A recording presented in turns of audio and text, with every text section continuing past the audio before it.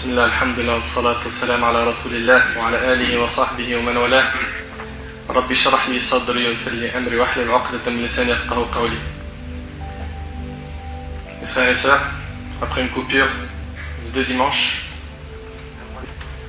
nous voici de retour, grâce à Allah Azza wa Jal, de notre voyage que l'on a fait avec les jeunes en Andalousie, qui s'est très bien passé, alhamdulillah, grâce à Allah. Qu'Allah subhanahu wa ta'ala fasse que l'année prochaine on le fasse et que vous soyez avec nous. Car vraiment, alhamdulillah, c'était un bon voyage, alhamdulillah. Aujourd'hui, normalement, il est prévu qu'on continue notre série sur les sœurs. On l'a commencé. On a fait ensemble ma sœur Repens-toi. Avant ça, j'avais fait ma sœur Pourquoi refus-tu de porter le hijab. On a fait aussi un jour dans la vie d'une musulmane, la place de la femme en islam. Et sachant que c'est un retour de voyage et qu'on ne s'est pas vu, je me suis dit on fait un thème décontracte et après la semaine prochaine on continue cette série sur les sœurs. La semaine prochaine, bi'idhnillah, on va parler du vêtement de la femme en islam. Mais aujourd'hui, mes frères et sœurs, notre thème, avec l'aide d'Allah subhanahu wa ta'ala, est moi et celle que j'aime. Moi et celle que j'aime. قال الله تبارك وتعالى في سورة البقرة. Allah subhanahu wa ta'ala dit dans Surat al-Baqarah, Surat 2, verset 165, وَمِنَ النَّاسِ مَنْ يَتَّخِذُ مِنْ دُونِ اللَّهِ أَنْدَادًا يُحِبُّونَهُمْ كَحُبِّ اللَّهِ وَالَّذِينَ آمَنُوا أَشَدُّ حُبًّا لِلَّهِ. Allah ta'ala dit, parmi les hommes, il en est qui prennent en dehors d'Allah des égaux à lui. Il y a des gens qui associent à Allah subhanahu wa ta'ala, qui prennent en dehors d'Allah des égaux à lui en les aimant comme on aime Allah. On arrive aujourd'hui à une époque où il y a des gens qui aiment des gens, des personnes ou des choses comme ils aiment Allah. Or, les croyants sont les plus ardents en l'amour d'Allah. Les croyants, normalement, ils aiment Allah plus que tout. Ceci est un message à tous les hommes qui se plaignent de l'éloignement de leur chéri. À toutes les femmes qui se plaignent de l'éloignement de leurs petits copains, ou de leurs copains, ou du frère qu'elles fréquentent sur le net ou autre. À tous ceux qui ont bu le verre de l'amour ensemble, qui ont passé des journées ensemble, qui ont veillé des nuits, qui se sont fortement aimés, je m'adresse à vous en vous demandant, pourquoi n'êtes-vous pas heureux? Pourquoi n'êtes-vous pas heureux? Chers frères et chères sœurs, à vous ces histoires, concentrez-vous bien et écoutez-les avec votre cœur. Une sœur s'adresse à nous en disant, je m'appelle Samira, et je vous raconte mon histoire alors que je suis dans une petite chambre. À côté de moi se trouve mon fils qui allait encore. Je vous écris ces paroles alors que les regrets du monde entier se trouvent au sein de mon cœur. J'étais comme toutes les jeunes filles. Mon seul rêve était de porter une robe blanche et de vivre heureuse avec celui que j'aime dans un appartement seul. Alhamdulillah, c'est ce qui s'est passé. Allah m'a offert un homme très pieux. Mes rêves se sont réalisés et j'ai passé avec lui les meilleurs moments de ma vie. Je vous jure par Allah que chaque couleur que je voyais quand j'étais avec lui était belle. Chaque son que j'entendais quand j'étais dans notre appartement était merveilleux. Allah nous a de plus offert une très belle fille qu'on a appelée Fatima. À son arrivée, elle a rendu la maison encore plus heureuse qu'elle ne l'était. Mon mari, nommé Rohanen, il s'appelait Rohanen, travaillait dans une société qui lui donnait un très bon salaire, ce qui faisait qu'on vivait dans l'aisance, alhamdulillah. Quand il rentrait du travail, la maison était bien propre. Je l'accueillais avec des belles paroles. Il me demandait d'une voix si douce, « As-tu prié, Samira ?» Je lui répondais, « Oui. » Je lui enlevais son manteau et ses chaussures, et lui préparais des chaussons pour qu'il aille se laver le visage dans la salle de bain, et pendant ce temps, je me précipitais à mettre le repas à table. Des belles journées passées, et je m'en souviens jusqu'à maintenant. J'avais une voisine, Laïla, qui était professeure d'école. Elle avait un ordinateur et ne cessait de surfer sur le net. Je lui rendais souvent visite et la voyais souvent chatter. Elle me disait qu'elle avait beaucoup de copains et copines sur le net et m'a encouragé à demander à mon mari de m'acheter un ordinateur et de m'installer le net. Des jours passaient et Laïla ne cessait de me parler de ses amis du net, de son amour pour eux et comment elle arrivait à s'occuper pendant la journée sans s'ennuyer grâce au net. J'ai proposé à mon mari de m'en acheter un, il refusa de suite. Puis il me promit de m'en acheter un après mon accouchement. Elle avait déjà Fatima et elle était enceinte. Il lui a dit, après ton accouchement, je t'achète l'ordinateur. Les jours passèrent vite et Allah nous offrit le nouveau-né. Mourad, qui s'appelait Mourad. Ghanem, son mari, m'a donc offert un ordinateur. J'attendais avec impatience qu'il aille au travail ou à la mosquée pour prier afin que j'aille surfer sur le net et chatter. Mon mari m'aimait très fort et ne me laissait manquer de rien. Quand il rentrait du travail à une heure imprévue, il me voyait stressé. J'essayais vite de fermer la page du net qui était ouverte. Et lui, il me disait « Qu'est-ce que tu as, Samira ?» Je répondais rien, mais je pense que l'ordinateur est un peu lent. Je lui mentais. Il me souriait puis partait calmement. Quand j'étais chez Laïla, j'apprenais comment envoyer des fichiers et des photos. Et de là, toute la souffrance et tous les malheurs ont commencé. J'ai commencé à négliger les prières et parfois je la délaissais pendant des jours. Mon mari ne cessait de me le signaler. Les jours passaient, puis je fis la connaissance d'un homme sur le net qui avait pour pseudo M. Il versait sur moi des paroles d'amour avec une voix si douce et si apaisante. Plusieurs fois je me reprenais et me disais « Ittaqillah, crains Allah Samira, là tu es en train de tromper ton mari, crains Dieu !» Mais Shaitan, mon nefs, mon ego, ne cessait de m'ordonner le mal, et cet amour furtif était plus fort que moi. Mais je le dis sincèrement, si j'étais proche d'Allah, j'aurais été plus forte qu'eux. Je commençais à négliger la maison, à tel point que quand Ronen rentrait du boulot, la maison était en désordre. Mon fils Mourad, lorsqu'il pleurait, je ne l'allaitais pas, pendant des heures, tellement j'étais très prise par celui que j'ai commencé à aimer sur le net. Parfois je m'étonnais de ce que je faisais, car mon mari me disait des paroles encore plus belles que cet homme-là. Et comme vous le savez mes frères et sœurs, le shaitan embellit le haram. Il l'embellit. Wa alaykum salam wa rahmatullah. Et surtout, mon mari était beaucoup plus sincère que ceux que je connaissais sur internet. Je ne comprenais pas pourquoi j'ai aimé cet homme de cette façon. Est-ce pour sa voix, pour ses belles paroles, pour sa douceur?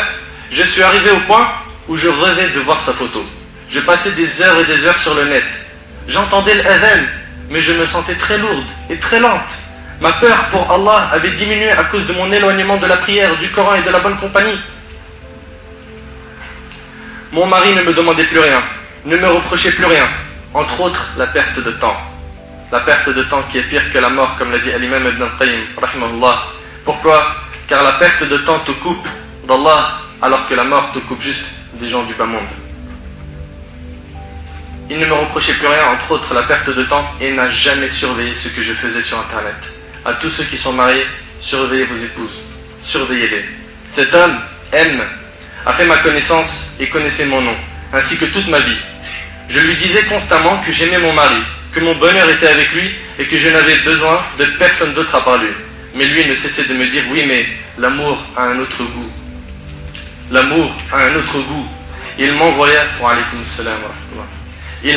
un jour sa photo par mail, devant laquelle j'étais émerveillé. Shaitan avait rendu son regard éblouissant.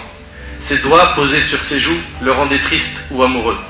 Je commençais à m'attacher à lui très fortement et à m'éloigner énormément d'Allah. Quand mon mari travaillait de nuit, je restais toute la nuit devant mon ordinateur à parler avec lui. Et je lui disais que maintenant, je l'aimais plus que moi-même et que je souhaitais le rencontrer même si j'appréhendais cette rencontre, tout en étant encore hésitante. Il me remerciait pour ses paroles et me disait « Tu es la meilleure femme du monde ». Il me mentait. Et je savais qu'il mentait, mais ses paroles avaient beaucoup d'effet sur moi. Pourquoi? Parce que le shaitan, il facilite justement que le cœur se perce rapidement quand la personne elle est faible et quand elle s'éloigne d'Allah. J'ai même oublié le hadith du prophète alayhi salatu wassalam qui disait, d'après Amr ibn Abi Rabi'a radiyallahu anhu, que l'homme ne s'isole pas avec une femme qui lui est illicite sans un homme, un mahram, sans que Shaitan sera leur troisième, rapporté par Ahmed. Elle s'est isolée avec cet homme sur internet, comme beaucoup de nos sœurs aujourd'hui s'isolent avec des hommes sur le net, sur MSN, sur Facebook, et ils parlent ensemble, et ils s'isolent. Et au début c'est des bonnes intentions, et ils parlent même de religion, et ils parlent même de mariage. Ça part avec des bonnes intentions. Mais le problème, mon frère et ma sœur, toi qui m'entends, sache que le shaitan ne va pas vous rater. Et il va tout faire pour vous faire tomber. Wallahi al-azim, il va tout faire pour vous faire tomber. Et d'ailleurs, tu peux le remarquer, toi qui es concerné par ce sujet, que ton comportement avec cet homme, ou toi, tu peux remarquer qu'avec cette femme, tu n'es plus le même que tu l'étais au début. Au début, tu avais cette pudeur, tu avais une barrière quand tu parlais avec elle. Maintenant, tu l'as plus. Sache que demain, ça peut aller beaucoup plus loin que ça. Que l'homme ne s'isole pas avec une femme qui lui est illicite sans un homme, car Shaitan sera leur troisième. Voilà les paroles du prophète sallallahu alayhi wa sallam. Quiconque désobéit à ces paroles, qu'il assume ce qui va lui arriver. Et ce hadith est rapporté par Ahmed. Samira dit, j'ai oublié le Coran, que je ne cessais de lire. Les hadiths que j'écoutais souvent à la radio, quand j'ai commencé ma vie avec Rohan, je me sentais grave affaibli. Je sentais que j'étais pris en otage par cet homme. Je suis maintenant en train de pleurer pendant que je vous écris ces lignes, et je vais vous annoncer la fin de cet amour mensonge. Toutes les personnes qui prennent le chemin du haram, wallahi, sur cette terre ils ne connaîtront pas la joie, sans compter dans l'au-delà. Tous ceux qui prennent le chemin avec une fille dans l'illicite, qu'ils s'attendent à avoir des malheurs dans ce bas monde, avant l'au-delà. Je parle à tous mes frères et sœurs, à tous les yeux qui vont lire mon histoire, à toutes les oreilles qui vont l'écouter, à tous les cœurs qui vont le ressentir. Ton amour, qui n'est pas dans la satisfaction d'Allah, est un malheur, une tristesse, un poids sur le cœur. Wallahi, vous le savez mes frères et sœurs, que aimer dans le haram, c'est se rabaisser et s'humilier. Et aimer dans le halal, quand tu es marié, aimer les gens de ta famille, tes proches, aimer pour Allah, tes frères, les sœurs entre elles, aimer pour Allah, c'est ce qu'il y a de plus beau. Et c'est ce qui fait en sorte que ta foi augmente et ta relation avec Allah aussi. Mais quand tu aimes dans le haram, tu te sens rabaissé. Tu te sens plus pourri qu'une chaussette trouée. Crois-moi sur parole, je sais ce que je dis. Une personne qui prend le chemin du haram et qui commence à draguer, que ce soit sur le net, téléphone ou n'importe quel autre moyen à la bibliothèque quand il va réviser ou autre, quand il a une relation avec une fille et que celle-là est dans le haram, les deux se sentent rabaissés. Pourquoi ? Parce qu'ils veulent atteindre une chose qu'ils n'arrivent pas à atteindre. Cette chose est le bonheur, et le bonheur se trouve auprès d'Allah subhanahu wa ta'ala. Et c'est pas avec l'accès du diable que tu vas trouver le bonheur. Crois-moi, je sais ce que je dis. Cet homme m'a donné son numéro.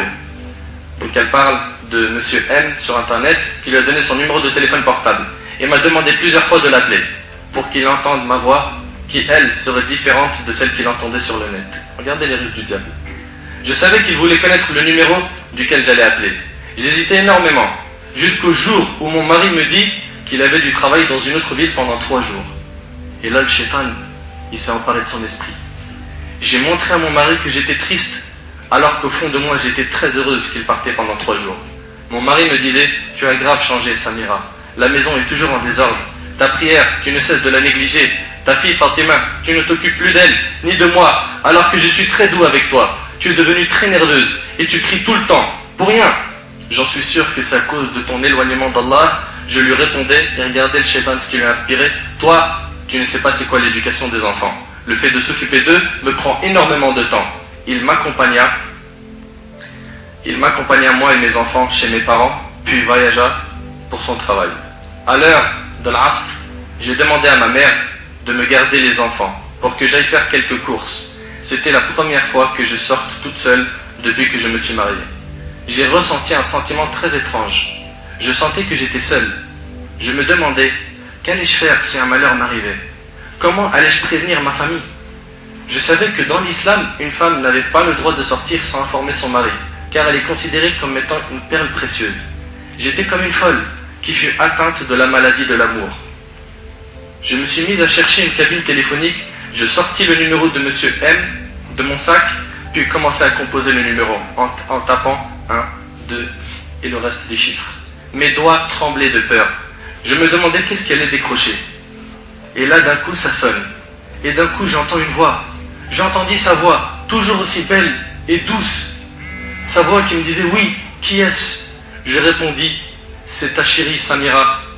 Je ne pus résister aux tendres paroles qu'il m'a dites au téléphone. Il me demanda ensuite, où es-tu Samira ? Je lui décrivis exactement l'endroit où je me trouvais. Je sortis de la cabine pour l'attendre en me posant toujours la question, est-ce que je rentre chez mes parents ou est-ce que je l'attends pour au moins bénéficier d'un de ses regards ? Un quart d'heure après, une magnifique voiture s'arrêta devant moi. Les vitres commencèrent à descendre petit à petit, puis son visage apparut devant moi. J'étais sûr que c'était lui, car c'était la même photo que j'avais reçue par email. Je n'en croyais pas mes yeux. J'étais comme une folle. Il me dit, viens, entre Samira. J'hésitais à monter dans sa voiture, puis il insistait, entre s'il te plaît ma chérie. On va juste faire un tour en voiture, puis on revient au même endroit. Mes pieds se dirigeaient tout seuls vers la voiture. J'ouvris la porte tout doucement, puis m'assis à côté de lui. De là commença les malheurs. On aurait dit que je suis monté dans le bateau des malheurs, dans le bateau de l'enfer. Je me suis rappelé mon mari, et mes larmes commencèrent à couler. Je me suis rappelé mon père, ma mère, mes frères et sœurs. Il resta calme, puis il me dit affectueusement, « Samira, qu'est-ce que tu as ma chérie ?» avec la plus douce des voix que j'ai pu entendre de ma vie. Il regarda mon visage, puis me dit, « Oh mais qu'est-ce que tu es belle !» Mes larmes ne cessèrent de couler, car j'ai senti que j'ai trahi mon mari. Comment j'ai pu me permettre de me retrouver dans cet endroit? Il me demanda, tout en étant étonné, « Samira, est-ce la première fois que tu sors avec un homme ?» Je répondis « Oui ». Il me dit, « Samira, n'aie pas peur, ne pleure pas. Tu m'as bien dit que tu m'aimais quand on discutait sur le net. Pourquoi as-tu peur ?» Je répondis, « Oui, mais s'il te plaît, tu sais que je suis marié et j'ai peur que quelqu'un nous voie ensemble. » Il dit, « N'aie pas peur. » Puis il commença à accélérer en voiture. Mon cœur battait à 100 à l'heure. « Où va-t-on » lui demandai-je. Il me jeta un regard pervers et me sourit bizarrement. Puis il me dit, « Je t'ai dit, n'aie pas peur. » Il emprunta les rues de la ville à grande vitesse, puis poursuivit son chemin en passant par l'autoroute. Lorsque nous sommes sortis de la ville, je me suis mis à pleurer. Les souvenirs de mon enfance me revenaient à l'esprit. Et c'est comme ça, hélas. Le shaitan, quand il piège quelqu'un, c'est quand il tombe dans le piège qu'il commence à regretter. Et quand nous, on met en garde, comme là maintenant, on est en train de mettre en garde contre cette mixité et ce mélange sur le net et cette isolation, les gens ne nous écoutent pas. Quand ils nous écoutent, quand elle est enceinte, quand elle doit avorter, quand son cœur il est brisé, quand lui il n'en peut plus, il ne sait plus comment se séparer d'elle. C'est maintenant qu'on nous écoute, pas quand on prévient. On n'écoute qu'à la fin, une fois que le mal est fait. Lorsque nous sommes sortis de la ville, je me suis mis à pleurer. Les souvenirs de mon enfance me revenaient à l'esprit. Lorsque je vivais chez mes parents, j'étais si naïve et si chaste. Je me suis souvenu quand Ranem était venu me demander en mariage, quand j'étais en robe blanche, ma nuit de noces. Est-ce que tous ces souvenirs seront souillés par ce jour d'aujourd'hui? Je me suis mis à pleurer en sanglots. C'est à cause de moi, c'est moi la fautive. Je criais, mais lui souriait. Nous arrivâmes dans une forêt bien loin de la ville, où 3 jeunes hommes baraqués, au visage affreux m'attendaient.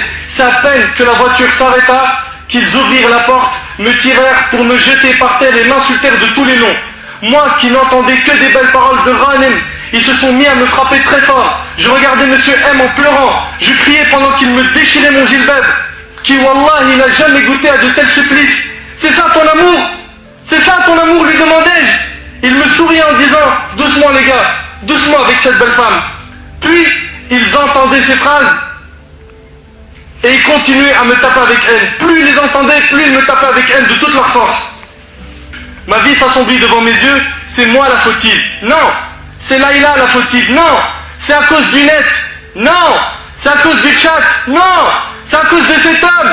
Mais en vérité, c'est pas à cause de tout ça, c'est de ta faute. J'ai délaissé ma prière et mes obligations face à Allah. Je me suis souvenu de ma fille Fatima. Si seulement tu savais, ma chérie, que ta mère est à cette heure-ci entre les canines de ces renards. Je me suis souvenu d'elle quand elle me tirait de l'ordinateur et me disait, maman, pourquoi tu ne rêves plus avec moi comme avant? Pourquoi tu ne parles plus avec moi? Je me suis souvenu également de Ranem lorsqu'il me disait, pourquoi tu changeais Samira? Pourquoi ton charmant sourire est devenu absent? Je me suis souvenu de mon fils Mourad qui pleurait quand il avait faim alors que je n'étais plus là pour lui. Je me suis souvenu de l'ordinateur, de l'adhan quand il disait Hayya ala salah, Hayya ala al-falah, alors que j'étais toujours préoccupé, ne répondant plus à l'appel d'Allah. Aujourd'hui je récolte ce que j'ai semé. J'ai perdu ma chasteté, ma pudeur et ma fierté. Je ne suis plus la femme que le prophète sallam a décrit quand il a décrit la femme pieuse en disant, le croyant ne bénéficie d'un bien après la piété que d'une bonne épouse. S'il lui ordonne quelque chose, elle lui obéit. S'il la regarde, il sent le plaisir. Il sent le plaisir. S'il lui fait jurer par le nom d'Allah, elle satisfait son serment. Et s'il s'absente, elle garde son honneur et son argent, rapporté par l'Ibn Majah. Il est où ton honneur, ma sœur? Il est parti. Et là, je me suis mis à crier devant tous ces hommes. Pardonne-moi, Ranem! Pardonne-moi! Je ne te mérite pas! Pardonne-moi, ma chère Fatima! Pardonne-moi, Mourad! J'entendais sa voix me dire, maman, maman! Depuis cet instant-là, je me suis juré que j'allais faire un grand retour vers Allah. Oh Allah, je suis Samira la repentante, accepte mon repentir. À tous ceux qui lisent ou écoutent mon histoire, ou la ressentent, faites-moi des doigts pour qu'Allah me pardonne. Je me suis remémoré la parole d'Allah dans Sourate An-Naml où Allah أَمَّنْ يُجِيبُ الْمُضْطَرُّ إِذَا دَعَاهُ وَيَكْشِفُ السُّوءَ وَيَجْعَلُكُمْ خُلَفَاءَ الْأَرْضِ. N'est-ce pas lui qui répond à l'angoissé? C'est Allah qui répond à l'angoissé quand il l'invoque et qui enlève le mal et qui vous fait succéder sur la terre. J'ai commencé à hurler de toutes mes forces. Oh toi qui réponds à l'angoissé quand il l'invoque! Oh toi qui réponds à l'angoissé quand il l'invoque!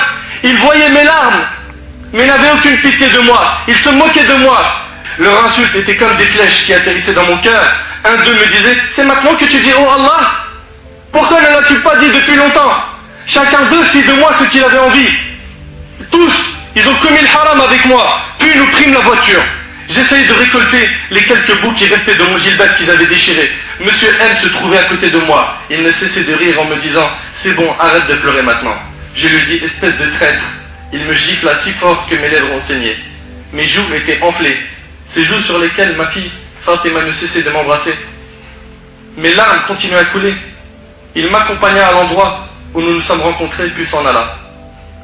J'ai ramassé mon gilbert en récoltant le plus de morceaux possible et rentré chez mes parents. Je n'arrivais même pas à marcher à cause de la douleur que je ressentais à mes jambes. Je me suis précipité vers la salle de bain, j'ai lavé mon visage et me suis regardé dans le miroir. Je ne m'étais jamais vue aussi écœurante que ce jour-là. Les marques des gifles étaient remarquables. J'ai lavé mon visage de nouveau, puis je me suis dirigé vers mon ancienne chambre qui détenait plein de beaux souvenirs. Des souvenirs de mon enfance, lorsque j'étais sage, pudique et innocente. J'ai fermé la porte et j'ai pleuré. Pleuré, pleuré, jusqu'au point où j'allais perdre la vue. Ma fille Fatima frappait à la porte et disait « Maman, ouvre-moi la porte s'il te plaît.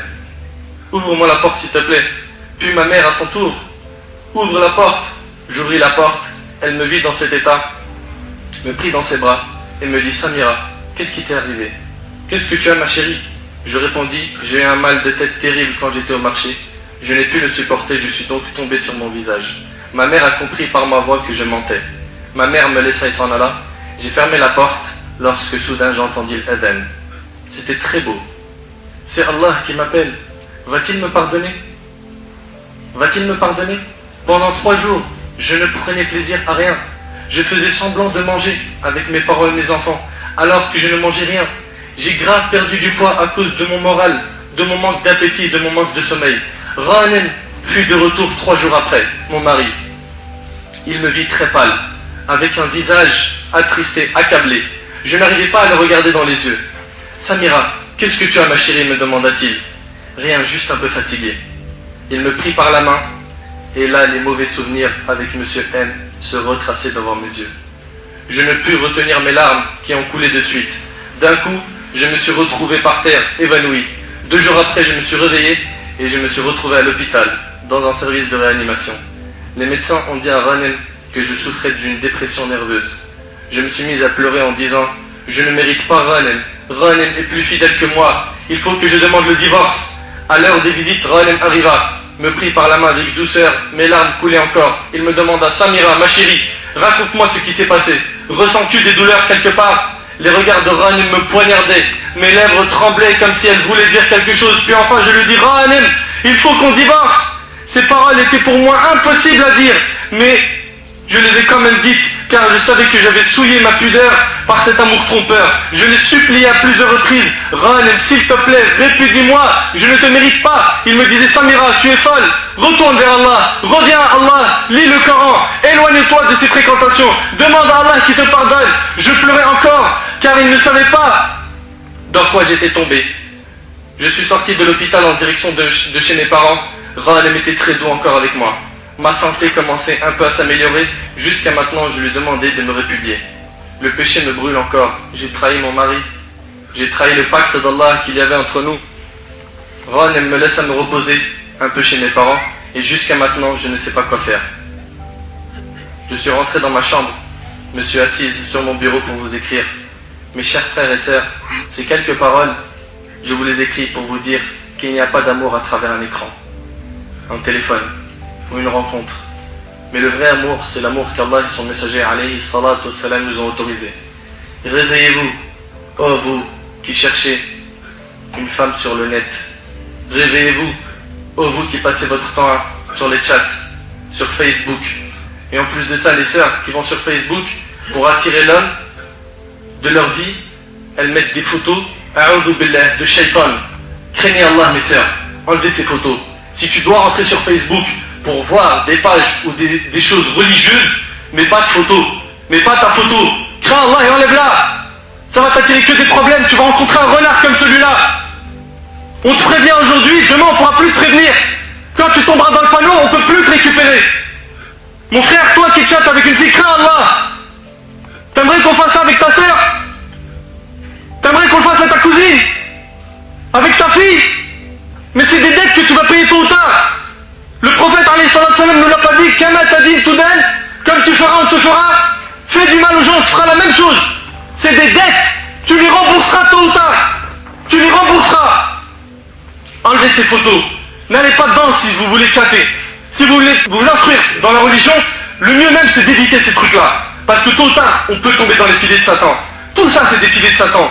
MSN et tout ça. Combien sont nombreux les divorces, les problèmes de famille, voire même les problèmes moraux qu'il y a eu à cause du net et du téléphone. Je m'adresse à tous ceux qui ont écouté mon histoire, dit Samira. Je vous en supplie, dites, oh Allah, pardonne à Samira pour ce qu'elle a fait. Mes frères et sœurs, qui est-ce qui nous a donné le corps et les cœurs?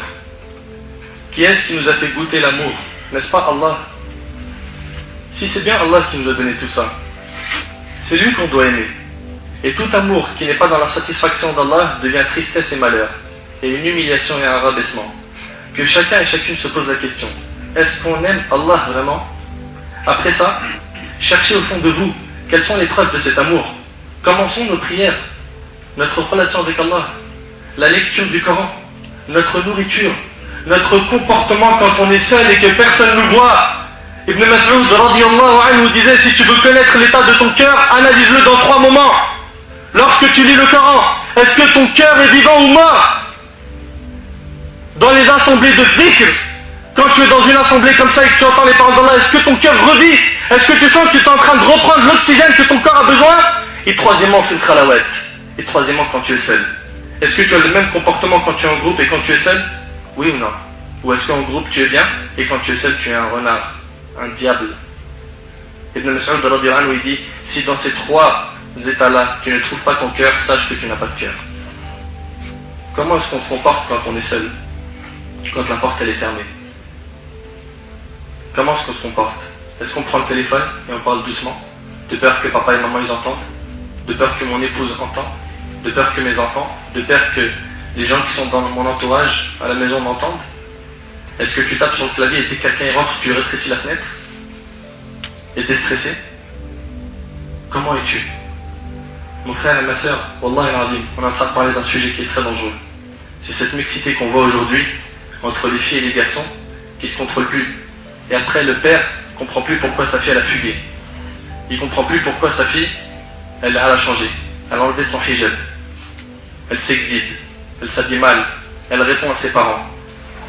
La mère ne comprend plus pourquoi son garçon ne l'écoute plus, s'éloigne d'elle. Comment ça se fait? Il a tous les jours des choses dont je ne sais pas d'où ils viennent, des téléphones portables et des choses en fait qu'il lui a eu dans le haram. Tout ça, ça commence par cette relation homme-femme qui est dans le haram. C'est Allah qui nous a donné ses cœurs et ses corps, et c'est lui qui nous a donné ce sentiment d'amour dans notre cœur. C'est lui qu'on doit aimer. Comment notre comportement est envers nos parents, envers nos proches, nos enfants? Comment est notre éducation? Avons-nous purifié nos cœurs de toute jalousie ou autre maladie du cœur? Est-ce qu'on plaît à Allah dans toutes nos actions? Sinon, comment pouvons-nous prétendre qu'on l'aime? Le vrai amour est lorsqu'un frère voit une femme jolie, qui est belle, il baisse son regard immédiatement en se disant « Crains Allah ». Ce regard ne plaît pas à Allah. Il peut m'emmener vers la perdition. Et c'est également lorsqu'une sœur observe un homme qui lui plaît, ou le voit à la télé, ou autre, elle se met à baisser le regard en disant non, ce regard ne plaît pas à Allah. Et vous savez mieux que moi que tout démarre à partir de ce regard. Ce regard, c'est la flèche du diable. Dès qu'elle pénètre le cœur, c'est terminé. Ce regard illicite que Shaitan te demande de faire, puis une fois que tu l'as fait, et que tu as pris goût, la deuxième démarche, prends le numéro de téléphone, le rendez-vous, etc., etc. Et la quasi-totalité de ces relations finissent par la fornication. Attends-toi à ce que le diable se désavoue de toi le jour du jugement, après que tu aies fait tous ces péchés. Allah dit dans Surat Al-Hashr, Surat 59, verset 16, que le diable va dire كمثل الشيطان إذ قال للإنسان اكفر فلما كفر قال إني بريء منك إني أخاف الله رب العالمين. Ils sont semblables au diable quand il dit à l'homme sois incrédule, mais crois. Le diable, ce qu'il veut de toi en numéro 1, c'est que tu sois un mécréant, sois incrédule. Puis quand il a mécru, quand l'être humain sera mécréant, il dira le jour du jugement je te désavoue, car je redoute Dieu, le Seigneur de l'univers. T'imagines un petit peu, le diable va dire je te désavoue, j'y suis pour rien, moi je crains Allah. T'es conscient de ça? Le diable va dire j'y suis pour rien, moi j'ai peur de Dieu. Il te mène à ta perte et il se désavoue. Il te dit j'y suis pour rien. Écoutez avec moi ce verset qui nous montre qu'on ne doit jamais privilégier l'amour de ce bas monde par rapport à l'amour d'Allah et de son prophète alayhi salatu salam et celui de l'au-delà. Allah tabarak wa ta'ala dit dans Surat At-Tawbah, Surat 9, verset 24, قل إن كان آباؤكم وأبناؤكم وإخوانكم وأزواجكم وعشيرتكم وأموال اقترفتموها وتجارة تخشون كسادها ومساكن ترضونها أحب إليكم من الله ورسوله وجهاد في سبيله فتربصوا حتى يأتي الله بأمره. Allah subhanahu wa ta'ala s'adresse à nous. Dit, si vos pères, vos enfants, vos frères, vos épouses, vos clans, les biens que vous gagnez, le négoce dont vous craignez le déclin, et les demeures qui vous sont agréables, vous sont plus chers que Dieu, son messager, et la lutte dans le sentier de Dieu, alors attendez que Dieu fasse venir son ordre. C'est une menace, une promesse de châtiment. Si tu aimes, écoute bien, tes enfants, tes parents, tes épouses, tes clans, ta richesse, les négoces, tout ça, plus que Dieu, son prophète sallam, et la lutte dans son sentier, attends-toi à un châtiment de la part d'Allah. Et c'est une menace faite de la part de Dieu. Attention à ce qu'on ne fasse pas partie des pervers si on met en avant l'amour de ce bas monde. Tôt ou tard, les gens connaîtront ta vérité. Alors ne mens pas à cette fille. Et toi aussi, ma sœur, sois sincère, ne mens pas. Ne mentez pas. Toutes ces relations qui ont lieu avant le mariage et qui ne sont pas conformes à la religion sont basées sur le mensonge. Les gens ne font que de mentir pour séduire et plaire à la personne qui est en face. Que du mensonge. Je me rappelle qu'un de mes voisins qui habite dans notre cité, Wallahi al-Azim, Wallahi Allah est témoin que cette histoire est vraie. Il a connu une fille pour le mariage. Et il lui a dit, la seule chose que je veux savoir, si tu me permets, c'est est-ce que tu as eu un rapport avec un homme autrefois ou pas? C'est tout, je veux rien savoir d'autre. Elle lui a dit, moi, j'ai jamais dit bonjour à un homme étranger. Jamais. Je me suis toujours préservé. Cet homme-là, ce jeune-là, qu'Allah subhanahu wa ta'ala le protège, c'est un jeune, franchement, mashallah, il a une bonne relation avec Dieu. Et Allah, justement, l'a récompensé par ça. Ce jeune, il me dit, Wallahi al-Azim, il me dit, je te jure, mon frère, que cette nuit-là, j'ai dormi, et j'ai vu en rêve, écoutez bien ce que je vous dis, hein, j'ai vu en rêve que j'étais en train de chatter sur MSN, et qu'il y a des hommes qui m'ont dit, tu connais cette fille, toi? Mais c'est une fille mauvaise. Alors je dis, mais comment ça mauvaise? Mais bien sûr que c'est une fille mauvaise. Tiens, garde mon contact et on va en discuter ensemble. Il s'est réveillé le matin avec le nom de 2 pseudos d'MSN dans sa tête. Le nom de 2 pseudos d'MSN dans sa tête. Wallahi, c'est une histoire vraie. Il les a rentrés dans ses MSN en contact et il n'a pas parlé de la fille au début. Et la fille, elle venait de Belgique et lui de Paris 19e. T'imagines un petit peu? Tôt ou tard, Allah montre la vérité aux gens. Tôt ou tard, ce voile sera démasqué. Et il commence à parler avec eux sur MSN et ils deviennent potes. Après, il leur dit, vous connaissez pas une fille qui s'appellerait comme ça, qui habite dans telle ville en Belgique? Quoi? Mais faut même pas citer son nom. Mais elle, on compte même pas le nombre de péchés qu'elle a fait. Wallah al-Azim, il me raconte cette histoire. Il me dit, qu'est-ce que je dois faire? Je dis, qu'est-ce que je dois faire? C'est même plus un message que tu as eu de la part d'Allah. C'est tout. Subhanallah. Et je suis en train de le dire à tous mes frères et sœurs qui fuient, qui mentent, qui se déguisent, qui rajoutent des belles paroles pour montrer qu'ils sont telle et telle personnalité. Sachez qu'Allah va vous démasquer tôt ou tard. Soyez sincères, prenez le chemin droit dès le début. Le chemin du mariage, il est très clair, il est simple, il est facile. Et bi'idhnillah, si Allah nous facilite, on fera une série sur le mariage, bi'idhnillah. On expliquera aux frères et sœurs comment faire pour se marier Car des gens pensent que c'est dans un voyage, comme le nôtre par exemple, qu'on a fait en Andalousie, où elles vont trouver leur mari, ou c'est sur MSN, ou c'est sur Internet, ou autre. C'est pas comme ça. Mes frères et sœurs, combien de fois on a lu sur Internet et écouté à la télé des gens qui insultent Allah, son livre et son prophète? Combien de cœurs ont été touchés par ce fait? C'est Allah et son prophète qui méritent le plus d'être aimés. C'est son livre qui mérite le plus d'être aimé. Mes frères et sœurs, avez-vous déjà fait ce que je vais vous dire maintenant? Écoutez bien. Chacun de nous va se diriger dans la salle de bain vers 6h du matin. Il va faire ses ablutions et il se dirige vers sa chambre afin de se préparer à la prière et faire quelques prières surrogatoires. Là, 6h du matin, c'était à l'époque où le Fajr, il était tard. Moi, je parle d'avant le Fajr. Donc là, maintenant, ça serait plutôt 4h. Qu'y a-t-il de mieux au monde que de parler à Allah en direct, de lui avouer tous nos péchés, et de lui demander pardon, et de rester seul avec lui? On connaît tous l'histoire de Yusuf alayhi salam. C'était un jeune qui avait reçu la moitié de la beauté qu'Allah a mise au monde. Vous imaginez, la moitié de la beauté, Allah il a donné au prophète Yusuf alayhi salam. C'est-à-dire que prends le plus beau gosse des beaux gosses, là, le mannequin des mannequins, je sais pas quoi, le top modèle des hommes, il ne vaut même pas un sur 1000 de la beauté de Yusuf alayhi salam. Lorsque la femme du roi d'Égypte tomba amoureuse de lui et qu'elle le provoqua en essayant de le rapprocher d'elle, et elle était très très belle, jusqu'au point où tout le monde parlait d'elle. Les gens ils ont dit, la femme du roi d'Égypte, elle est folle, elle est trop proche du prophète Yusuf, elle veut trop essayer de le séduire, elle veut le ramener au haram. Mais pourquoi? Parce qu'il était très très beau et elle aussi très très belle. Allah tabaraka wa ta'ala dit à son sujet dans Surat Yusuf, Surat 12, verset 23, وراودته التي هو في بيتها عن نفسه وغلقت الأبواب وقالت هيت لك قال معاذ الله إنه ربي أحسن مثواي إنه لا يفلح الظالمون. Or, celle qu'il avait reçue dans sa maison essaya de le séduire plusieurs fois, des regards, lui cherchait par son côté droit, à gauche, devant, derrière, elle essayait de le séduire. Et un jour elle a craqué, elle a explosé, et ça, hélas, on a beaucoup de sœurs qui craquent et qui explosent, et qui vont aujourd'hui draguer des mecs. Ça fait partie des signes de la fin du monde, ça. Mais c'est affolant. Ma sœur, ressaisis-toi. T'as aucune valeur en faisant ça. Même cet homme, le maximum qu'il voudra de toi, c'est juste te faire perdre ta virginité, c'est tout. Après, tu seras ce mouchoir dont il s'est mouché, il t'a jeté à la poubelle. Pour le mariage, il veut pas une fille comme ça. Il veut une fille justement qui est inaccessible, dure à avoir, qui se couvre, qui se préserve, qui ne s'exhibe pas.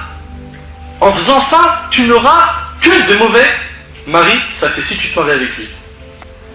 Et elle ferma bien les portes. Quand elle a craqué, elle a fermé les portes de sa chambre. Et elle lui a dit, viens, je suis prête pour toi. Allez, on est parti pour le haram. On est seul, personne ne nous voit. J'ai fermé les portes. Imagine-toi un peu, tu te retrouves dans cette situation. Un jeune, il pourrait dire, ah, mais je suis dans la nécessité là. Je n'avais pas le choix, t'as vu? Je suis le chasse, frère. Elle m'a enfermé. C'est chaud. C'est chaud, frère. C'est fou, quoi. Tu connais l'histoire de Abu Bakr al-Miski? Je vais la raconter avant de raconter cette histoire. Abu Bakr al-Miski, c'était un homme pieux. Une fois, il passe et il était très beau, à côté d'une maison, et une femme l'appelle par la fenêtre en lui disant, j'ai besoin d'une aide, une aide. Il monte avec une bonne intention, il rentre, elle ferme la porte, elle s'habille avec une tenue, laisse tomber provocante, elle lui dit, tu sors pas de chez moi tant qu'on n'a pas commis la fornication. Si tu le fais pas, j'ouvre la fenêtre, je crie que tu m'as violé, que tu as fait ci, que tu as fait ça. C'est chaud, hein? Vous savez ce qu'il a fait? Il a dit, est-ce que tu me permets de rentrer aux toilettes, juste me préparer à me faire beau? Il dit, bien sûr. Il est rentré aux toilettes, il est ressorti avec des excréments sur son visage et sur son corps. Il les a pris, il a essuyé son corps et son visage, il lui dit, maintenant je suis beau, viens. Viens. Elle a dit, mais il est fou, ouvre la porte, sors. Et il est sorti, et les gens se sont moqués de lui. La nuit, il a entendu une voix lui dire, tu as mis cette mauvaise odeur par crainte d'Allah, Allah te l'échange à partir d'aujourd'hui par un parfum bon comme le musc. Et là où il marchait, il sentait le parfum sans se parfumer. T'as bien en retour ce qu'il a eu? Yusuf alayhi salam, qu'est-ce qu'il a dit quand elle lui a dit, viens, je suis prête pour toi? Il dit, qu'Allah me protège. Ma'ad Allah, qu'Allah me protège. C'est mon maître qui m'a accordé un bon asile. Vraiment, les injustes ne réussissent pas. Elle invita les femmes autour d'elle, les femmes de grand statut, les riches, à manger, parce que les femmes ne comprenaient pas pourquoi elle était devenue folle de Yusuf. Elle a donné à chacune d'elles un couteau pour couper la viande, les fruits et manger avec. Puis pendant ce temps-là, qu'elles étaient en train de couper la nourriture, ces belles femmes de grand statut elles aussi, elle a demandé à Youssouf d'entrer dans la salle. Donc elle est accompagnée de ses amis, et elle demande à Youssouf d'entrer. Quand il entra, et qu'elle le virent, de sa beauté, elles s'en coupèrent les doigts et tombèrent toutes amoureuses de lui. T'imagines que c'est toi qui est beau comme ça? Et tu te retrouves dans cette situation-là, où une femme, elle t'agresse pour faire le haram. C'est pas aujourd'hui, c'est toi qui es prêt à marcher derrière elle pendant 4 km pour savoir elle habite où, avoir son numéro comme un guignol. Hein? À tous les frères, je m'adresse à vous. C'est bien les femmes, sortir avec une fille c'est bien, ça te tranquillise, c'est pépère. Mais la fin, c'est quoi? Youssouf, alayhi salam, quand la femme du roi a tout fait pour faire le haram, jusqu'au point où elle a fermé les portes du palais, etc., qu'est-ce qu'il lui a dit? Il lui a répondu, quand elle lui a dit Qalat hayta lak, viens, je suis prête pour toi, il lui a dit quoi? La réponse elle est dans le Coran. Qala rabbi as-sijnu ahabbu ilayya mimma yad'unani ilayh. Il dit, oh mon Seigneur, la prison est préférable à ce à quoi elle m'invite. Il a préféré la prison à la fornication. C'est incroyable, wallahi. Ça c'est l'amour des prophètes et des gens pieux. Subhanallah. Quand on fait une comparaison entre l'amour des pieux et le nôtre, on s'aperçoit qu'il y a des gens parmi nous qui aiment les choses qu'Allah déteste. Parmi nous, il y a des gens qui aiment ce qu'Allah déteste. Tu fumes, pourquoi? C'est makruh. Makruh de qui? D'Allah. Là on prend le raisonnement de c'est makruh, détesté. C'est détesté par Allah et toi tu l'aimes. Aujourd'hui les gens aiment ce qu'Allah déteste. Or tu devrais aimer ce qu'Allah aime, même si c'est la prison que tu auras. La deuxième histoire. La première c'était celle de Samira. C'est l'histoire de Yasser qui se trouvait dans un des hôpitaux, sur un lit blanc, isolé dans une chambre seule. Des infirmières et infirmiers ne cessaient d'entrer le voir, gardant toujours le sourire, même s'ils avaient un peu peur de lui approcher, à cause de sa maladie. Sa maladie a anéanti toutes ses forces. Son visage blanc est devenu sombre. Sa main qui était si forte ne parvenait même plus à porter un verre d'eau. Alors qu'il était dans cet état, un homme pieux s'approcha de lui et lui sourit. Yasser lui sourit également, puis cet homme lui dit « C'est l'occasion de te purifier de tes péchés, ô Yasser, patiente et demande la récompense auprès d'Allah. Ceci est le destin d'Allah, profites-en pour te repentir auprès de lui. » Yasser le regarda d'un regard voulant dire beaucoup de choses, il ferma ensuite les yeux puis se mit à pleurer. Avec beaucoup d'espoir, il regarda cet homme et lui dit « Ô Cheikh, j'étais un jeune très beau, plein de force et d'énergie. Quand soudain je suis devenu accro à Internet, il n'y avait pas un site où il y avait la notion de S-E-X sans que je le connaisse. Pas une photo de femme sans que je ne l'ai regardée. J'ai pris le bateau du haram, je profitais du fait qu'Allah cachait mes fautes, mes défauts auprès des gens. Je voyageais d'un pays à l'autre afin de rencontrer des chanteuses et faire le haram. Et ceci jusqu'à ce que je suis tombé malade. Sa voix commençait à trembler, ses lèvres à trembler, puis il a dit « Je suis malade du sida, ô Cheikh. Ô Cheikh, l'écran de l'ordinateur m'a trahi. De même que les clips et les messages. Je suis maintenant sur un lit, ne parvenant plus à bouger. Mon père ne me rend plus visite. Mes frères viennent une fois par mois me voir. Ils ont peur de ma maladie. Ma mère, puis il se mit à pleurer. Ma mère, qui était la femme la plus douce, la femme au grand cœur, ne me rend visite qu'une fois par semaine, tout en espérant ma mort. Mes amis n'étaient qu'une mauvaise fréquentation. J'en ai plus un seul autour de moi. Il n'y a pas un seul de ces amis-là qui m'a rendu visite depuis qu'il a appris ma maladie. Mais malgré tout ça, Cheikh, j'ai au fond de moi un énorme espoir, pas concernant ma guérison, mais du fait qu'Allah va accepter mon repentir. Cheikh, préviens toute personne en dehors de cette chambre, tout homme, toute femme, préviens-les que je me repens à Allah. Je jure par Allah que je reviens à lui. Si seulement une de ces personnes pouvait me prêter sa santé d'une seule heure. Toi qui commets la fornication, tu penses pas à ça? Tu dis pas déjà, 1, que tu as désobéi à Allah, 2, tu peux tomber dans cette maladie, le sida? Tu t'es jamais souvenu qu'Allah subhanahu wa ta'ala promet à celui qui commet la fornication, qui se mariera avec une fornicatrice, le fornicateur n'épousera qu'une fornicatrice. tu commets ce péché, attends-toi à ce que ta future femme soit une fornicatrice, qui te trompera, qui fera ce péché avec d'autres hommes. Et la fornicatrice n'épousera qu'un fornicateur. Ne pense pas qu'en prenant ce chemin de la fornication, tu auras le temps de trouver une bonne femme qui sera en hijab et tout. Non. Toi, si tu ne te repens pas de ce péché-là, et tu ne reviens pas à Allah, ta future femme, ça sera une fornicatrice, qui va à droite à gauche, qui te trompera, qui te trahira. Prends ce chemin et assume-le. Et écoutez bien, tous les rappels qu'on fait là, tous les audios qu'il y a maintenant sur le net, ils n'ont pas pour but de te transformer, c'est pas une baguette magique où tu viens abracadabra, tu te transformes. Nous, on vous donne cette info, et après vous êtes libre. Le jour du jugement, il ne faut juste pas venir dire on ne m'a pas prévenu. Parce qu'aujourd'hui, le 9 mai 2010, vous avez été prévenu de ces dangers. Et ce jour-là, le jour du jugement, il témoignera contre vous ou pour vous. Ça dépend. Cheikh prévient toute personne en dehors de cette chambre, tout homme, toute femme, préviens-les que je me repens à Allah, je jure par Allah que je reviens à lui. Si seulement une de ces personnes pouvait me prêter sa santé une seule heure, vous verrez qu'est-ce que j'en ferai. Je prierai la nuit entière. Je pleurerai entre ses mains, entre les mains de mon Seigneur, que j'ai grave négligé. Mon Seigneur à qui je donnais aucune importance lorsque je faisais des péchés. Je souhaiterais prendre le Coran dans mes bras, mais ici, il ne me laisse le prendre que quelques instants. J'ai envie de voir la Kaaba, Cheikh. J'ai envie de faire une Umrah. J'aimerais visiter la mosquée du prophète alayhi salatu wassalam à Médine. Cheikh, puis il se mit à pleurer. Quelle chance vous avez. Vous pouvez sentir l'odeur des belles fleurs, alors que moi j'en suis privé, à cause de ce péché et cette maladie. Vous pouvez regarder le ciel, alors que moi je ne regarde que par cette toute petite fenêtre.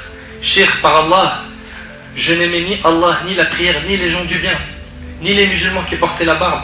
Mais maintenant, par Allah, j'aime Allah et son prophète. Je les ai aimés avec sincérité.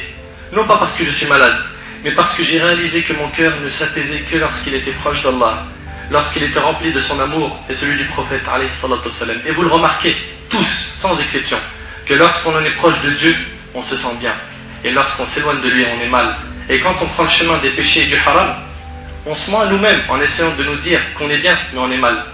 On est mal et on le sait au fond de nous. Donc ce jeune dit, je les aime avec sincérité. J'aime Allah et son prophète avec sincérité, non pas parce que je suis malade, mais parce que j'ai réalisé que mon cœur ne s'apaisait que lorsqu'il était proche d'Allah, lorsqu'il était rempli de son amour et celui de son prophète alayhi salatu wassalam. Je te jure, Cheikh, c'est grâce à la miséricorde d'Allah que je suis encore vivant à cette heure-ci. Je ressens tellement de douleur. Puis se mit à pleurer et à pousser un cri de souffrance tout en disant, je me repens à toi, ya Allah. Je me repens à toi, ya Allah. Oh vous les jeunes qui prenez plaisir à draguer. Oh vous les renards, craignez Allah. Votre fin peut être celle-ci, sans compter que ce que vous faites aux gens comme injustice, vous le payerez sur terre. Vous avez sûrement des sœurs, des cousines, des filles. Sachez qu'on fera la même chose avec elles et que tout ça c'est des dettes que vous devrez payer. Tout ça c'est des dettes que vous devrez payer. Et vous connaissez tous cette histoire, je l'avais racontée dans plusieurs audios, je la reprends encore une fois. Un jeune, c'était un loup. Un loup qui chassait les filles qui étaient chastes, qui se préservaient pour commettre avec elles la fornication. Ce jeune-là, il a su que sa sœur, elle connaissait une fille qui était très très bien, mashallah. Donc il a essayé une fois, deux fois, trois fois, quatre fois de la séduire, 10, 20, 30, jusqu'à ce qu'il a réussi à avoir son numéro de téléphone, et bien sûr des belles promesses, on va se marier, si, ça, jusqu'à ce que la fille, qui est naïve, et que, comme beaucoup de nos sœurs sont naïves, elle est tombée dans un grand panneau, et il lui a fait perdre ce qu'elle avait de plus cher au monde, sa virginité. Après ce péché, il l'a négligée. Elle lui a dit, tu m'as fait perdre ce que j'ai de plus cher. Rattrape ton coup, il faut qu'on se marie. Il lui a dit, bien sûr qu'on va se marier. Et il l'a négligée. Et à chaque fois qu'elle lui parlait de mariage, il lui disait, t'inquiète pas, t'inquiète. À un moment, il en avait marre, il lui a dit, bon, le rendez-vous, c'est tel jour. À tel endroit, tu viens là où j'habite. Il lui a donné rendez-vous devant une villa. Il lui a dit, là-bas, on s'occupera de ce mariage et tout ça. Il est parti contacter ses potes. Il leur a dit, j'ai besoin de vous pour un bon plan. J'ai besoin que quand cette fille elle vienne, vous la violez, vous lui faites la misère, vous la tuez, vous me débarrassez d'elle. Je ne veux plus entendre parler d'elle. Ils lui ont dit, t'es notre pote, on te doit ça, bien sûr. Entre potes, normal. Et le jour J, elle devait aller justement pour ce mariage mensonge. Elle se prépare pour y aller et son petit frère il tombe grave malade. Donc elle appelle la fille, sa copine, qui est la sœur du loup. Elle lui dit, je suis désolé, je ne peux pas venir, est-ce que tu peux y aller toi, demander à ta mère qu'aujourd'hui je ne pourrais pas venir et qu'on reporte le mariage parce que mon frère il est malade. Elle lui dit bien sûr. Et c'est donc la sœur qui est partie. La sœur elle est partie, les gens ne l'ont pas reconnue, ils l'ont violée, ils l'ont tuée. Et quand ce loup est venu, il leur dit alors c'est bon, ils lui ont dit oh, elle est dans ce sac poubelle. Il a ouvert le sac, il a vu la tête à sa sœur. C'est des dettes, c'est des dettes. Joue, on jouera avec toi. Joue avec elle, on jouera avec elle. Tu auras des filles plus tard, tu vas te marier, tu auras des enfants. Tu vas te payer. Les années vont passer, tu vas le voir. Il est parti, il a ouvert la voiture, il a ouvert la boîte à gants, il a pris un pistolet, il s'est tiré dessus. Voilà la fin des injustes. Après tout cela, que pouvons-nous dire à ceux qui tombent amoureux dans le haram? Savez-vous maintenant quel est le vrai amour? Le vrai amour, qui est un beau sentiment, ne doit être que pour celui qui le mérite. On ne joue pas avec. Mon cher frère, ton cœur et ton amour ne doivent pas être donnés à n'importe quelle femme. Ma chère sœur, toi qui es pudique, toi qui es considéré en islam comme un bijou, un trésor, tu ne dois pas aimer n'importe quel homme, surtout pas les hommes qui jouent avec les femmes et qui se comportent comme des voleurs. Le voleur est celui qui ne rentre pas par la porte, il rentre par la fenêtre. Et l'homme pieux, sincère, bien éduqué, il frappe à la porte et il demande la main de cette manière-là. Il ne saute pas par la fenêtre pour s'emparer de la fille comme un voleur. Et ça, c'est des voleurs et on en a beaucoup dans notre communauté. L'amour est un grand bienfait qu'Allah a mis dans nos cœurs. On ne doit l'utiliser que dans ce qui plaît à Allah. Le jeune d'aujourd'hui dit « J'aime telle femme plus que moi-même. Je l'aime plus que tout au monde. » Ça, c'est les...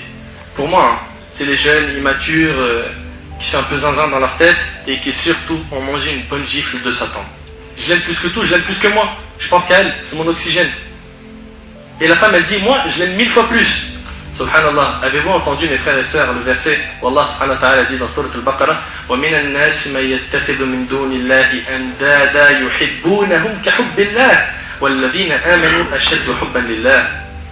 Parmi les hommes, il en est qui prennent en dehors d'Allah des égaux à lui, en les aimant comme on aime Allah. Ils aiment ces choses-là ou ces personnes-là comme ils aiment Allah. Or les croyants sont les plus ardents en l'amour d'Allah. C'est vrai. Tout amour qui n'est pas pour plaire à Allah est une injustice en soi-même.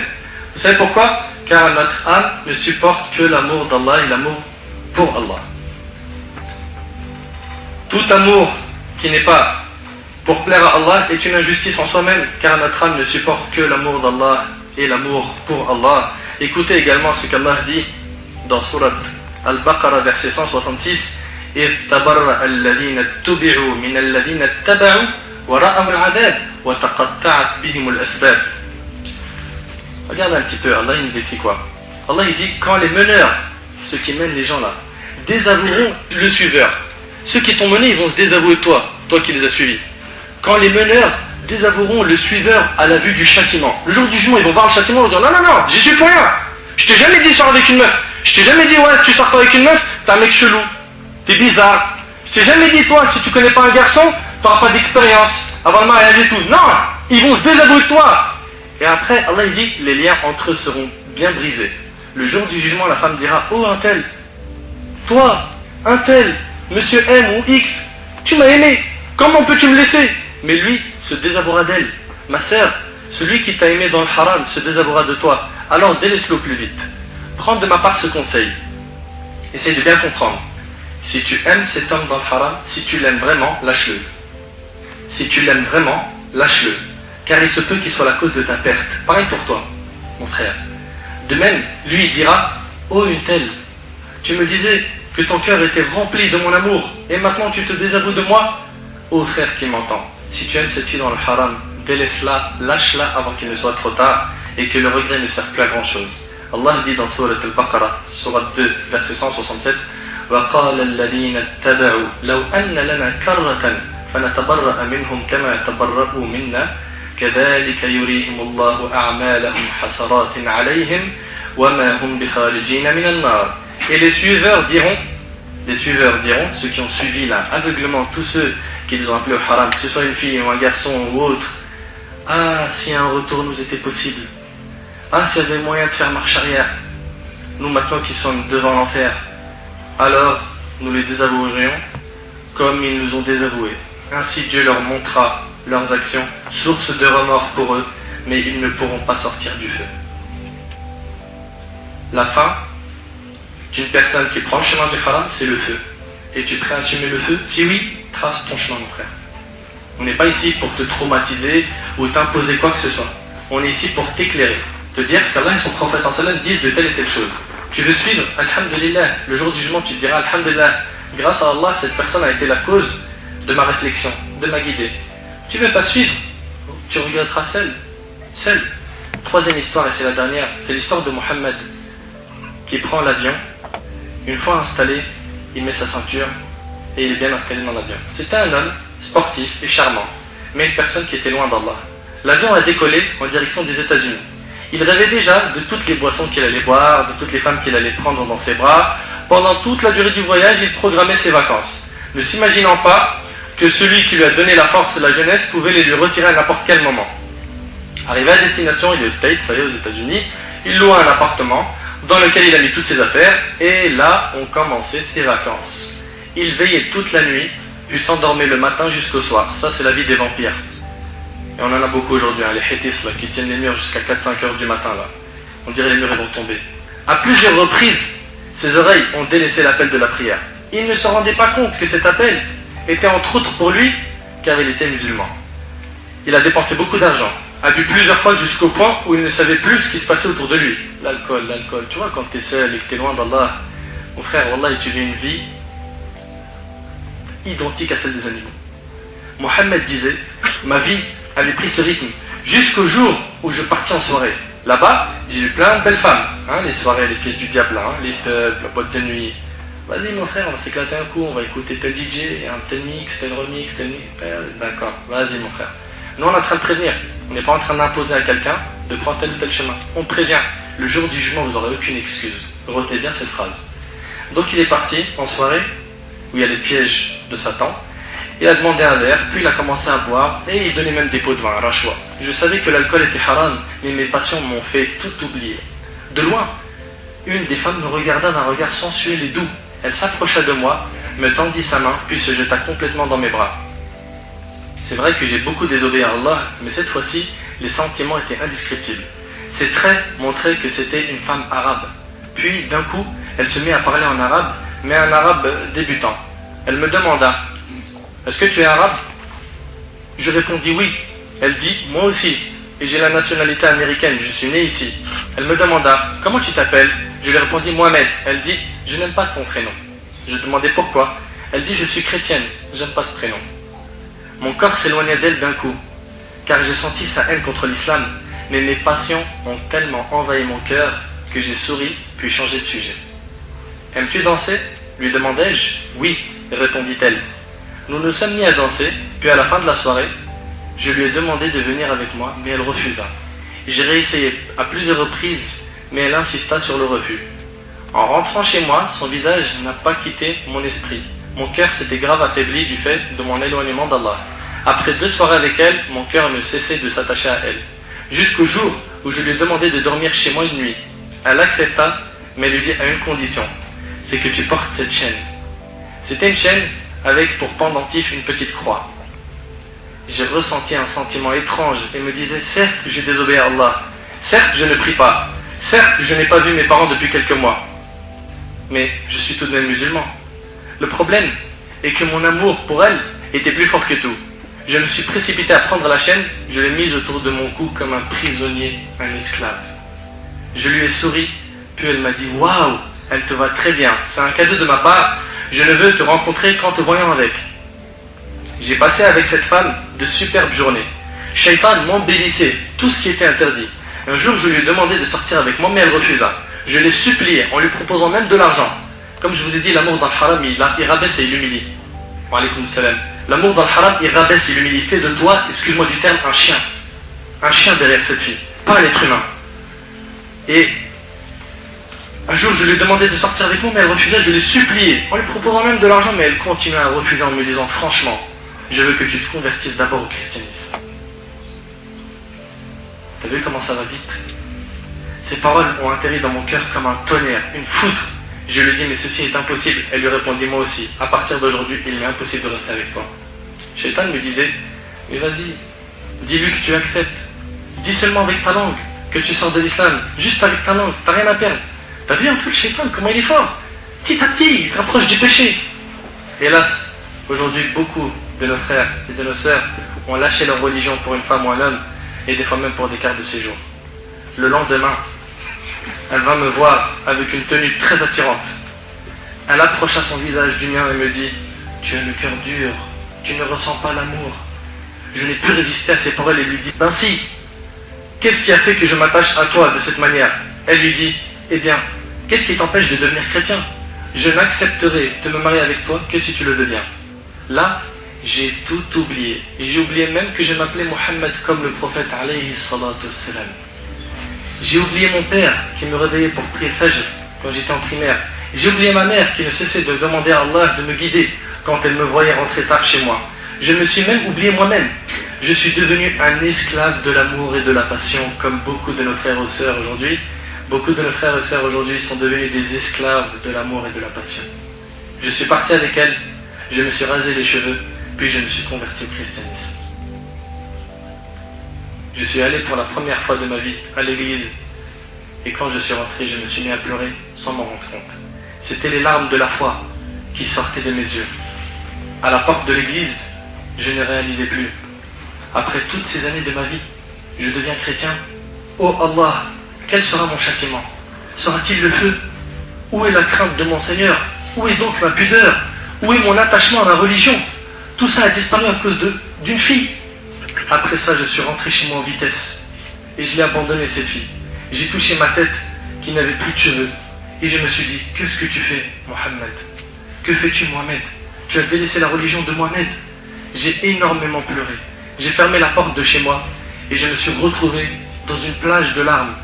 Un océan de larmes. Shaitan me disait, il n'y a plus moyen de retourner en arrière. Tu es maintenant chrétien, tu vas mourir chrétien et tu iras en enfer et tu assumes. Je me suis souvenu de mon grand-père quand il faisait la veine, l'appel à la prière, de mon Coran qui était dans ma chambre, d'un ami à moi qui était pieux et qui me disait tout le temps, Mohamed, fais gaffe à la mauvaise fin. Je me suis mis à crier en disant, non, non, oh Allah, ne prends pas mon âme maintenant, je vais retourner à l'islam, je retourne vers toi, vers le Coran. Je suis allé en vitesse dans la salle de bain, j'ai jeté la chaîne avec le pendentif dans les toilettes, je me suis purifié et fait mes grandes ablutions. Puis, j'en suis sorti en ressentant que je n'avais plus aucun péché. J'ai dit tout en pleurant en sanglots, Ashhadu an la ilaha illallah wa ashhadu anna Muhammadan Rasulullah. J'ai senti, après avoir dit ces paroles, que j'étais l'homme le plus heureux du monde. La joie, elle est dans l'islam. La joie n'est pas dans le haram. La joie, elle est dans kalimat al-tawhid. Elle n'est pas dans le kufr, elle n'est pas dans le ma'asi, dans les bid'ah. La joie, elle est dans le chemin d'Allah, mes frères et sœurs. Comprenez-le, que ceux qui empruntent le chemin du diable seront malheureux jusqu'à leur mort. Et on ne sait pas comment ils vont terminer leur vie, sans compter leur jugement, comment il sera. J'ai pris le premier avion, direction dans mon pays. La première chose que j'ai entendue lorsque je suis arrivé était le adhan. Je ne pus me retenir de pleurer. Mes larmes tout coulaient et je me disais, est-ce qu'Allah va me pardonner? Arrivé chez ma mère, je me suis jeté dans ses bras et je lui ai dit, maman, c'est fini, je ne désobéirai plus jamais à Allah. Pardonne-moi tout ce que j'ai pu faire comme mal. Celui-là, alhamdoulilah, il a eu l'occasion de se réveiller, de se repentir avant sa mort. Mais est-ce que toi qui fais ce péché, tu penses que tu auras cette occasion? Est-ce que tu penses que Allah subhanahu wa ta'ala, après t'avoir laissé tant d'années sur terre, et que toi tu t'es détourné de lui, tu penses que ta demeure finale sera le paradis? Si tu as pris le chemin de l'enfer, tu finiras en enfer. Pardonne-moi tout ce que j'ai pu faire comme mal, pardonne-moi mon éloignement de la maison. Elle me serra fort dans ses bras et me dit, mon fils, retourne vers Allah, il sera heureux de ton retour car il est miséricordieux. Le prophète sallam nous a dit qu'Allah il était miséricordieux envers nous. Dans Sahih Muslim, le prophète sallam a vu une maman qui cherchait son petit enfant bébé qu'elle allaitait, qu'elle avait perdu. Un bébé, t'imagines un peu à quel point la maman est attachée à un bébé qui allait, et elle l'a cherché, et à un moment quand elle l'a trouvé, elle était très heureuse, elle l'a serré fort dans ses bras, et directement elle lui a donné à boire de son lait. Le prophète et les compagnons, ils ont tourné leur visage, et le prophète leur a dit, voyez-vous une telle mère jeter son fils en enfer? Est-ce que vous imaginez que cette maman pourrait prendre ce bébé et le jeter en enfer? Ils ont dit non. Il leur a dit, sachez qu'Allah est plus miséricordieux envers ses serviteurs que ne l'est cette maman avec son fils. Allah il est plus miséricordieux que cette maman avec son enfant. Reviens à Allah. Pourquoi tu as le cœur dur? Pourquoi tu es attaché à la mauvaise fréquentation et au péché? Pourquoi tu ne veux pas revenir sincèrement? Fais le pas. Fais le pas, c'est plus dur le début, parce que le shaitan ne veut pas que tu te détournes de lui. Fais le premier pas et tu verras qu'Allah subhanahu wa ta'ala te facilitera. Fais le premier pas qui est le plus dur. Les jours passaient et Mohammed se déplaçait de mosquée en mosquée, de plaisir en plaisir. Et c'est ça le plaisir et le paradis du croyant. C'est d'être dans la maison d'Allah, d'écouter les paroles d'Allah et du prophète alayhi salatu salam. À chaque fois qu'il se souvenait de son séjour, ses larmes se mettaient à couler. Et ça, mes frères et sœurs, c'est le vrai regret du repentir. Quand sa mère passait devant sa chambre la nuit, elle l'entendait pleurer et invoquer Allah. Et quand c'était le matin, elle l'entendait lire le Coran et demander pardon à Allah. Un jour, sa mère entra dans sa chambre pour le réveiller pour Salat al-Fajr. Elle sentit une odeur très agréable, une odeur masha'Allah dans la chambre, qu'elle n'avait jamais sentie auparavant. Elle le chercha dans son lit, mais ne l'a pas trouvé. Elle le trouva prosterné sur un tapis de prière, près de son lit, en train de prier. Elle patienta quelques instants, le temps qu'il finisse, puis se mit à l'appeler. « Mohamed, mon fils !» Il ne répondait pas. Elle s'approcha de lui, le toucha, et c'est alors là qu'il tomba sur le côté. Elle ne put supporter, se demanda « Est-ce que mon fils est mort prosterné ?» Elle n'en croyait pas ses yeux. Elle sortit de la chambre, ses yeux en pleurs. « Les enfants, venez vite, venez voir votre frère Mohammed, venez voir votre frère Mohammed !» Ils s'approchèrent, le bougèrent. « Maman, notre frère Mohammed est mort, il est mort prosterné. Qu'Allah subhanahu wa ta'ala fasse que notre mort soit comme celle de Mohammed, dites Amin. » Mort prosterné, Allahu Akbar. Le prophète alayhi salatu salam l'a dit dans le hadith d'Ibn Mas'ud que rapporte l'imam al-Bukhari et Muslim, par celui en dehors de qui il n'est de point de Dieu, l'un de vous fait certainement l'œuvre des gens destinés au paradis. Il y a des gens parmi nous qui ont une image d'homme pieux, jusqu'à ce qu'il ne reste plus qu'une coudée entre lui et le paradis. Et voilà que sa prédestination le devance. Il commet alors un acte de ce que font les gens de l'enfer et il y entre. Toute sa vie, il a pris le chemin droit et il meurt d'une mauvaise fin. Pourquoi ? Parce qu'il n'était pas sincère. Il faisait ça pour les gens, c'était un ostentateur. Et Allah démasque son vrai visage en montrant aux gens ce qu'il était vraiment. Et l'un de vous fait certainement l'œuvre des gens voués à l'enfer, comme c'était le cas de Mohammed, jusqu'à ce qu'il ne reste plus qu'une coudée entre lui et l'enfer. Une coudée. Et voilà que sa prédestination le devance.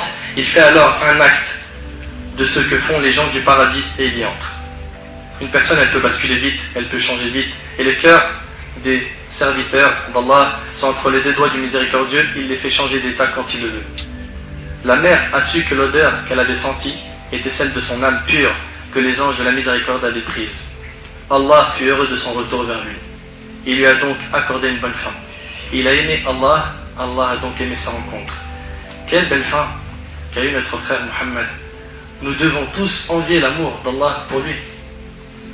Mes frères et sœurs, signons un pacte avec Allah, comme quoi nous allons faire ce qui lui plaît, et nous éloigner de tout ce qui lui déplaît, et en numéro 1, les relations illicites entre hommes et femmes, et la mixité, l'isolement derrière les claviers, derrière les téléphones et derrière les textos, et même dans des rencontres, dans des endroits où il n'y a pas de mahram, et ce n'est pas ta femme.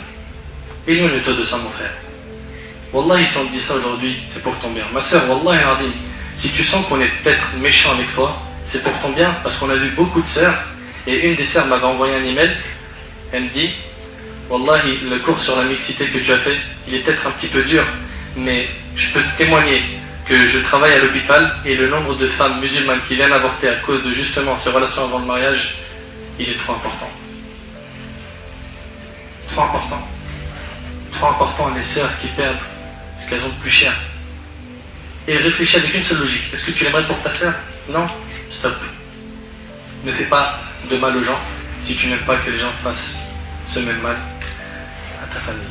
Je finis par un texto que j'ai reçu et un poème. Je commence par le texto. Il est un petit peu marrant, ça peut détendre un peu l'atmosphère.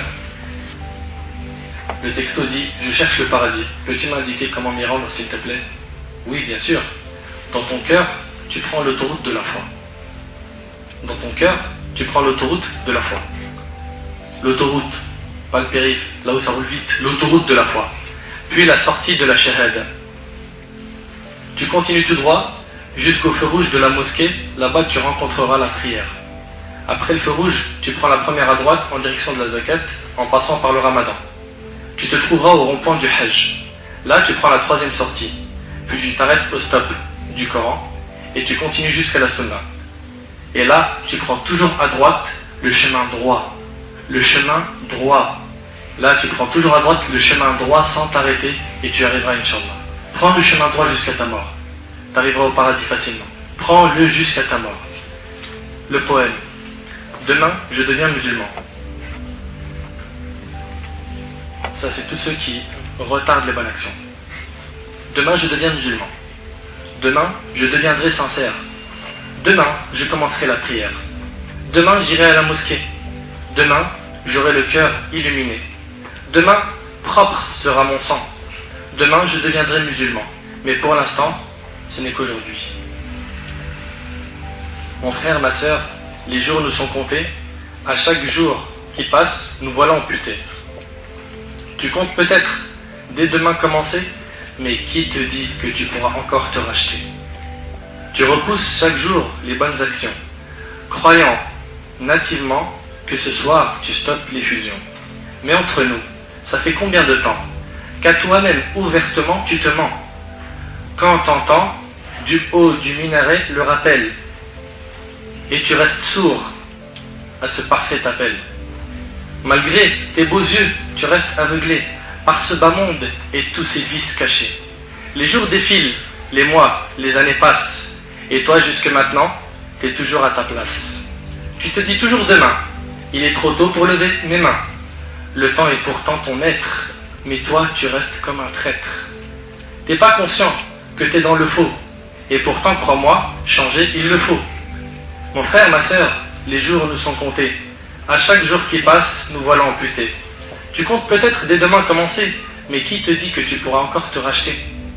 Quand viendra ton jour, tu partiras. Mais dis-moi, quel bagage tu emporteras? Celui des erreurs et des bavures, ou celui où jamais tu assures? L'au-delà, ça dure pas qu'un an. Réveille-toi mon grand, ça dure infiniment. C'est pas trop tard, car avant de partir, grandes ouvertes sont les portes du repentir. Réveille-toi, je t'assure, tout n'est pas mort. Occupe-toi plutôt de ce que sera ton sort. Pour chaque acte, bon ou mauvais, tu seras rétribué. Vaut mieux pour toi que vers le bien ta balance soit penchée. Lâche tes délires qui te mènent à rien et espère que le paradis un jour sera tien. Maintenant, si tu le veux, faut le mériter. Et dès à présent, commence à y travailler. Mon frère, ma sœur, les jours nous sont comptés. À chaque jour qui passe, nous voilà amputés. Tu comptes peut-être dès demain commencer, mais qui te dit que tu pourras encore te racheter? Mon frère, ma sœur, la vie d'ici-bas n'est qu'une épreuve avant celle de l'au-delà. Active-toi pour pas que tu aies un goût amer le jour où tu seras mis en terre. Car très vite, tu sauras ce qu'il adviendra de toi. Et ce jour-là, ne te demande pas pourquoi. Et même si tu pleures comme un enfant à sa mère, quoi que tu fasses, pas de retour en arrière. Tes regrets et ta peine ne pourront s'effacer. Tu n'auras pas d'autre choix. Tu n'auras pas d'autre choix que de les supporter. D'autant plus que tu étais au courant de la récompense et du châtiment. À toi de voir ce que tu veux gagner, le paradis ou l'enfer pour l'éternité. Enfin, ta vie, comme tu l'entends, tu vas mener. Moi, j'espère juste qu'au fond, tu as les épaules pour assumer. Mon frère, ma sœur, les jours nous sont comptés. À chaque jour qui passe, nous voilà amputés. Tu comptes peut-être dès demain commencer, mais qui te dit que tu pourras encore te racheter? Mais qui te dit que tu pourras encore te racheter? Mais qui te dit que tu pourras encore te racheter? أسأل الله سبحانه وتعالى أن ينفعني بما قلت وأن ينفعكم بما سمعتم. هذا ما أعلم والله عز وجل أعلى وأعلم. سبحانك اللهم وبحمدك أشهد أن لا إله إلا أنت أستغفرك وأتوب إليك. جزاكم الله خير والسلام عليكم ورحمة الله وبركاته.